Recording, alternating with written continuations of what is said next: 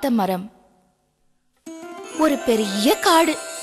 அங்க பல மரங்கள் இருந்தது. மாமரம், தேக்கு மரம், வேப்ப மரம், ஆலமரம் அப்படின்னு நிறைய வகைகள் மரம் இருந்தது.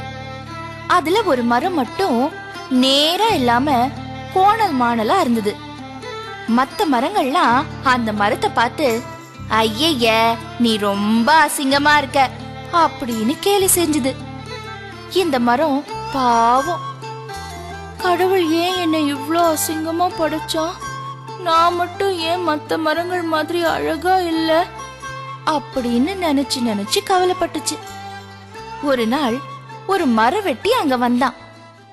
அவன் எல்லா மரங்களையும் பார்த்துட்டு, இந்த மரம் ரொம்ப கோணலா இருக்கு, இது எனக்கு உதவாது அப்படின்னு சொல்லிட்டு மத்த எல்லா மரத்தையும் வெட்டி தள்ளிட்டான். இப்பதான் அந்த மரத்துக்கு புரிஞ்சுது, கடவுள் எது செஞ்சாலும் நன்மைக்குதான்.